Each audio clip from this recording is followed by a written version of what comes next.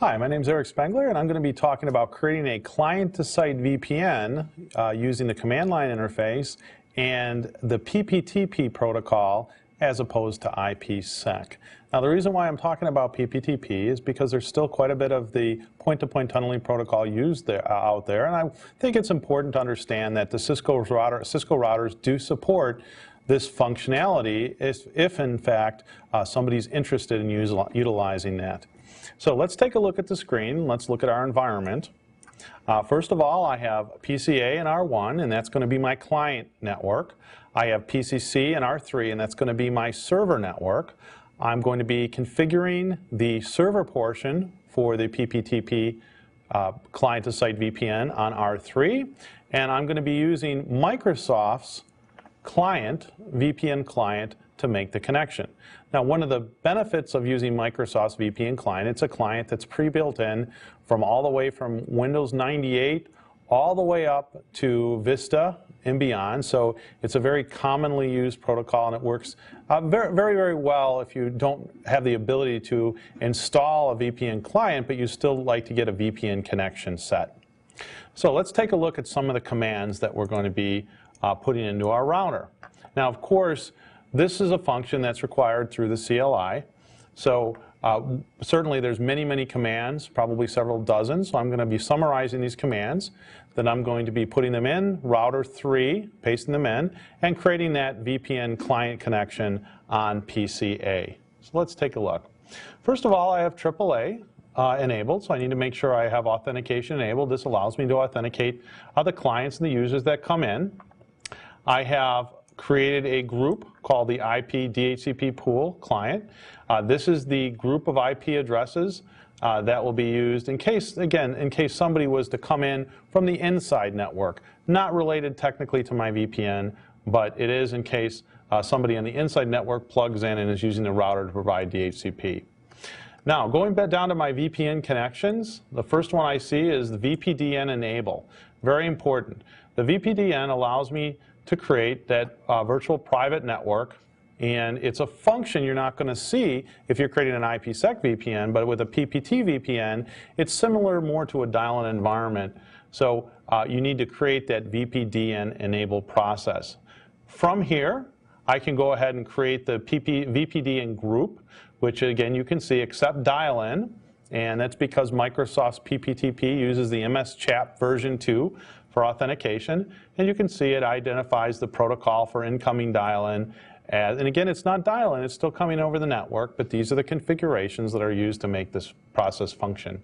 And of course, I identify myself as creating a virtual template during this process. The virtual template is created and identified a little bit below, and we'll get to that just in a second. Now, when users come in, of course, I build my local user database. In this case, I used a username called VPN user and a password called VPN user. I'm going to go ahead and change that to VPN pass. Moving down to my virtual template. My virtual template is very important because when the clients come in, my virtual template is very similar to a policy, like a group policy that you would get with IPsec. And it sends down various information during the session to identify what type of encryption will be used, where I'll pull my IP addresses from, and what type of authentication method will be used by the clients. So here I identify that I'm going to tie the clients into my internal Ethernet network using the IP unnumbered command.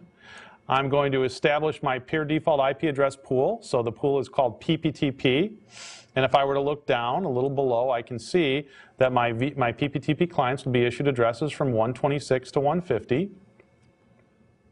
I identify what we refer to as the encryption. And normally with IPsec, we look at ESP and AES 256. And Microsoft's case, we call it Microsoft point-to-point encryption. Microsoft point-to-point encryption is similar to a 128-bit version of DES, and I can identify that. And we, of course, identify the authentication as MS-CHAP v2. Now, this one particular says MS-CHAP. Typically, I would want to probably bring that off of there so that I can force MS-CHAP version 2, but of course, it'll auto-negotiate. Programs such as Vista, they do not allow MS-CHAP. They're mandatory to use MS-CHAP version 2 for security purposes.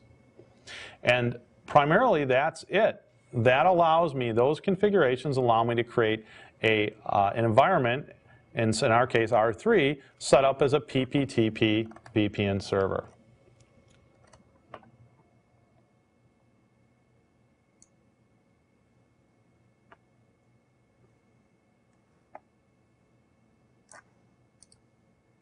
So I'm going to go ahead now and I'm going to paste this configuration into R3.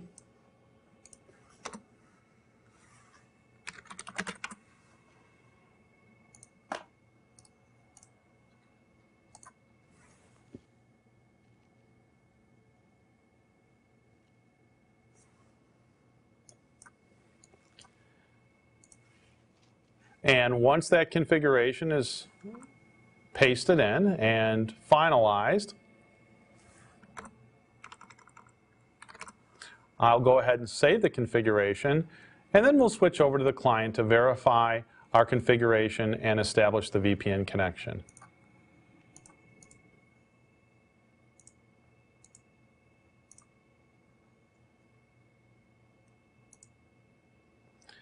Now, for a PPTP VPN, the first thing I'm going to do is I'm going to verify that I can reach the PPTP server.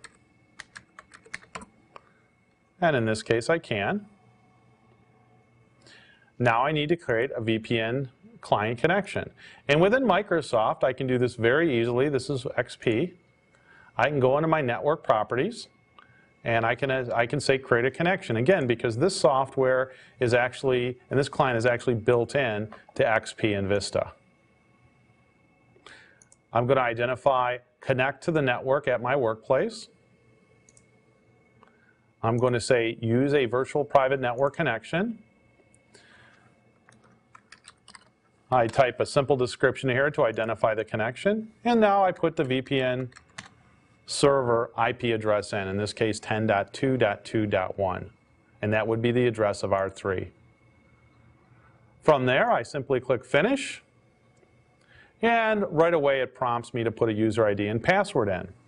Now, if I click Cancel here, I can see that I actually have, within my Microsoft configuration, I actually have another virtual private network connection.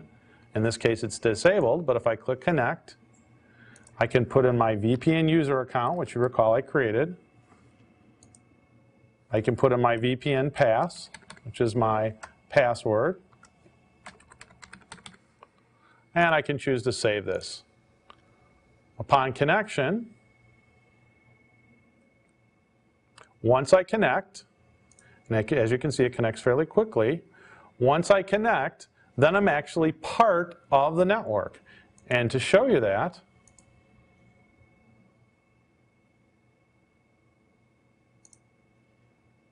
I can go to a command prompt, and again,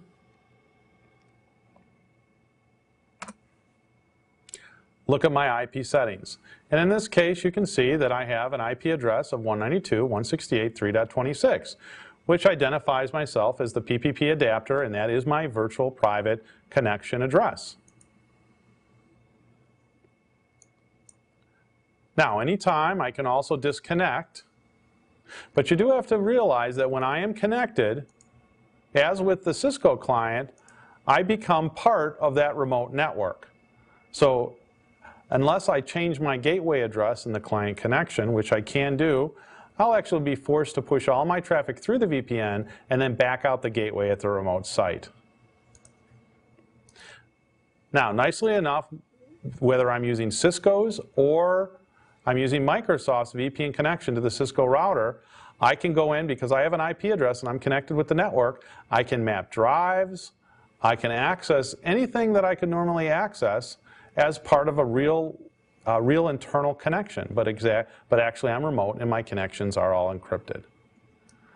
One last item to note is I can always create this shortcut to my desktop, and I can click Connect at any time, and as long as the PC screens are blue within my connection, I know that I'm connected to a remote site.